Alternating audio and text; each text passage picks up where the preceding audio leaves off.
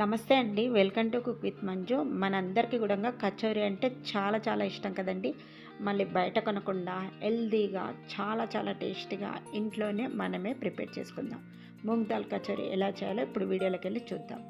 ఇక్కడ మనము ఒక కప్పు దాకా పెసరపప్పు తీసుకుందాం. ఈ పెసరపప్పును వాటర్ వేసుకొని నీట్గా ఒక 2 టైమ్స్ కడిగేసుకోవాలి. తర్వాత ఇందులోకి వాటర్ వేసుకొని ఒక 2 గంటల సేపు నానబెట్టేసుకోవాలి. అలాగే చింతపండును కూడా వాటర్ వేసుకొని నానబెట్టేసుకోవాలి. తర్వాత ఇప్పుడు 1.5 కప్పు దాకా మైదా పిండి తీసుకోవాలి. మైదా పిండి తీసేసుకున్న తర్వాత ఇందులోకి కొంచెం వాముని చేతిలోకి వేసుకొని ఇలా క్రష్ చేసుకొని వేసుకోండి. వాము వేసుకోవడం వల్ల డైజెషన్ మంచిగా అవుతుంది. ఇలా వాము వేసేసుకున్న తర్వాత నెక్స్ట్ ఇందులోకి కొద్దిగా ఉప్పు వేసుకోవాలి. ఉప్పు వేసేసుకున్న తర్వాత ఇప్పుడు ఆయిల్ వేసుకోవాలి. ఇది కాచిన ఆయిల్ కాదు, నార్మల్ ఆయిలే. ఒక పావు కప్పు దాకా వేసుకోండి.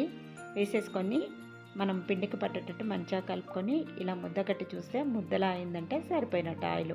ఇప్పుడు కొంచెం వంట సోడా కూడా వేసుకున్నాను. వేసుకున్న తర్వాత ఇలా మంచిగా కలుపుకొని ఇందులోకి కొంచెం కొంచెంగా వాటర్ వేసుకొని పిండిని కలుపుకోవాలి. పిండి అనేది మరీ గట్టిగా మనకు చపాతీ పిండిలా కాకుండా బాగా సాఫ్ట్గా ఉండేటట్టు కలుపుకోవాలి కచోరీకి. ఇక్కడ చూడండి, ఇలా స్టిక్గా ఉండాలి, చేతికి అంటినట్టుగా. ఇప్పుడు కొంచెం ఆయిల్ వేసుకొని మళ్ళీ ఒకసారి ఈ పిండిని మంచిగా కలిపేసుకోవాలి. కలుపుకున్న తర్వాత ఈ పిండిని మనం ఇప్పుడు ఒక బాక్స్లో పెట్టేసుకొని మూత పెట్టేసుకొని ఒక 5 నిమిషాలు అయితే పక్కన పెట్టేసుకుందాం.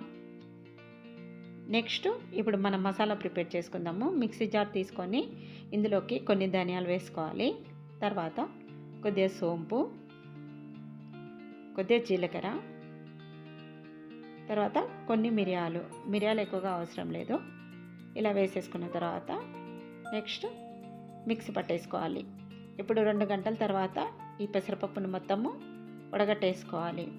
మిక్సీ జార్లోకి వేసుకొని మరీ మెత్తగా కాకుండా కొంచెం ఇలా బరకగానే మిక్సీ పట్టేసుకోవాలి.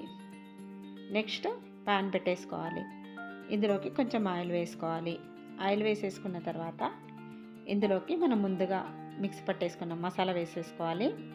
మసాలాను కాస్త ఇలా వేపుకోవాలి ఆయిల్లో. వేగిన తర్వాత ఇప్పుడు ఇందులోకి కొంచెం చాట్ మసాలా, తర్వాత కొద్దిగా ఆమ్చూర్ పౌడర్, నెక్స్ట్ కొద్దిగా జీలకర్ర పొడి,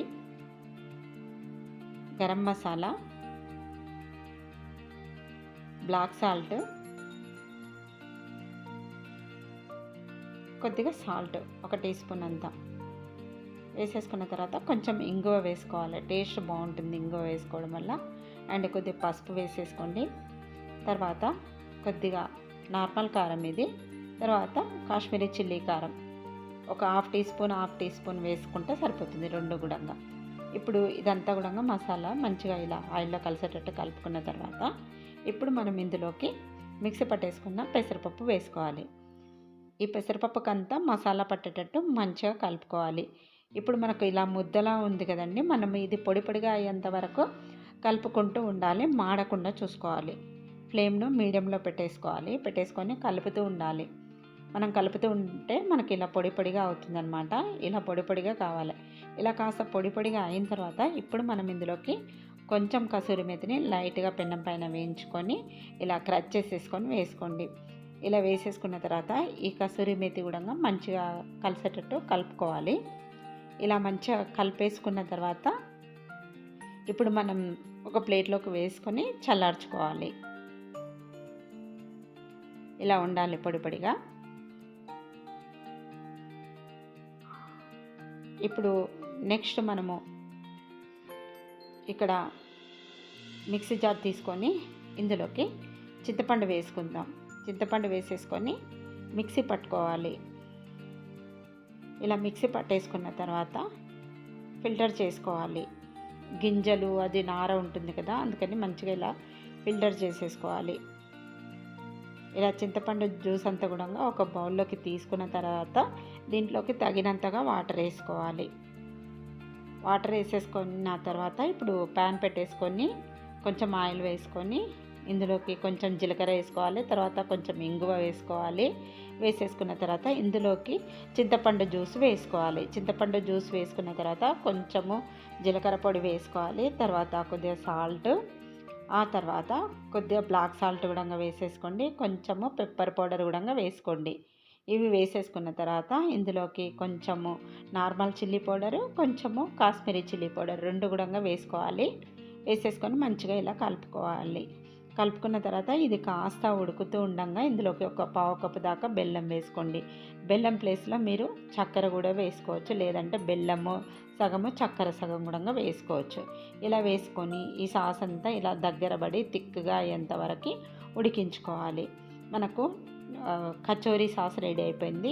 ఇప్పుడు ఒక బౌల్లోకి వేసేసుకుందాం. 1 మంత్ కూడా స్టోర్ చేసుకోవచ్చండి ఇలా చేసి పెట్టేసుకొని. ఇప్పుడు మనకు ఈ మూంగ్ దాల్ మసాలా ఉంది కదా, ఇప్పుడు మనం చిన్న చిన్న బాల్స్లా ఇలా ప్రిపేర్ చేసుకోవాలి కచోరీ కోసం అనమాట. ఇలా ప్రిపేర్ చేసుకొని రెడీగా పెట్టేసుకోవాలి. ఇప్పుడు పిండి కూడా 5 మినిట్స్ అయిపోయింది, మంచిగా నానింది పిండి కూడా. ఎప్పుడైనా కూడా మనం ఈ కచోరీ ప్రిపేర్ చేసుకునేటప్పుడు పిండిని బాగా సాఫ్ట్గా కలుపుకోవాలండి. ఇలా ఇప్పుడు కొంచెం పిండిని తీసేసుకోవాలి. ఇలా తీసేసుకున్న తర్వాత మనం ఇలా చిన్న బౌల్లా ప్రిపేర్ చేసేసుకోవాలి. మధ్యలో కొంచెం దొడ్డుగా ఉండాలి, సైడ్లకు పలుచగా ఉండేటట్టు ప్రిపేర్ చేసుకోవాలి. ఇలా ప్రిపేర్ చేసేసుకున్న తర్వాత ఇప్పుడు మనము దీంట్లోకి మసాలా పెట్టేసుకోవాలి. మూంగ్ దాల్ మసాలా ఇందులో పెట్టేసేయాలి. పెట్టుకున్న తర్వాత ఇలా అంతా క్లోజ్ చేసేసేయాలి పిండిని. ఇలా క్లోజ్ చేసేసుకున్న తర్వాత ఎక్స్ట్రాగా ఉన్న పిండిని తీసేసుకోవాలి. ఇలా ఎక్స్ట్రా పిండిని తీసేసుకున్న తర్వాత మనం మసాలా అంతా ఒకే దగ్గర ఉండిపోతుంది కదా, అలా ఉండకుండా ఇలా చేతితోటి కొంచెం ఇలా ఫ్లాట్గా ఒత్తుకున్నట్టయితే మసాలా అంతా ఈవెన్గా అవుతుందన్నమాట. అన్ని కచోరీలు కూడా యాజ్ ఇట్ ఈజ్గా మనం ఇలానే ప్రిపేర్ చేసుకొని వేపుకోవడానికి రెడీగా పెట్టేసుకోవాలి. ఈలోగా మనం ఆయిల్ కూడా హీట్ చేసుకొని పెట్టేసుకోవాలండి. ఆయిల్ హీట్ ఎక్కిన తర్వాత ఇప్పుడు మనం చేసుకున్న ఈ కచోరీలన్నీ కూడా ఒక్కటొక్కటిగా ఆయిల్లో వేసుకొని ఫ్రై చేసేసుకోవాలన్నమాట. ఇప్పుడు ఆయిల్ హీట్ ఎక్కిపోయింది కదా, ఆయిల్లో వేసేసుకుందాము. ఇలా ఆయిల్లో వేసేసుకోవాలి. అన్ని కచోరీలు ఇలా వేసేసుకున్న తర్వాత వీటిని వాటంతలకు అవే ఇలా పొంగేటట్టు చూసుకోవాలి. నెమ్మదిగా ఇలా పైకి వస్తూ ఉంటాయి అన్నమాట, ఆయిల్ పైకి. మనం అప్పుడే కదిలించొద్దు. ఇలా కొంత పొంగిన తర్వాత వీటిని కదిలించాలి. అటు ఇటు తిప్పుకుంటూ మంచిగా ఇలా వేపుకోవాలి. 2 వైపులా కూడా బాగా సమానంగా వేగేటట్టు చూసుకోవాలి. ఇలా మంచి కలర్ వచ్చి మంచిగా పొంగిన తర్వాత వీటిని తీసేసుకోవడమే. అంతే అండి, మనకు మూంగ్ దాల్ కచోరీ రెడీ అయిపోయింది. మనం చేసేసుకున్న ఈ కచోరీ సాస్ తోటి సూపర్గా ఉంటుందండి. మనం బయట కొనవలసిన అవసరమే లేదు. అంతకు మించిన టేస్ట్తో మనమే ప్రిపేర్ చేసుకోవచ్చు. చాలా బాగుంటాయి. ఒకసారి ట్రై చేసి ఎలా వచ్చిందో నాకు కామెంట్ రూపంలో తెలపండి. మరిన్ని ఇంట్రెస్టింగ్ వీడియోస్ కోసం ప్లీజ్ నా ఛానల్ని సబ్స్క్రైబ్ చేయండి. అలాగే లైక్ ఇవ్వడం అయితే మర్చిపోకండి. ప్లీజ్ అండి, నాకు సపోర్ట్ చేస్తూ ఉండండి. Thanks for watching my video.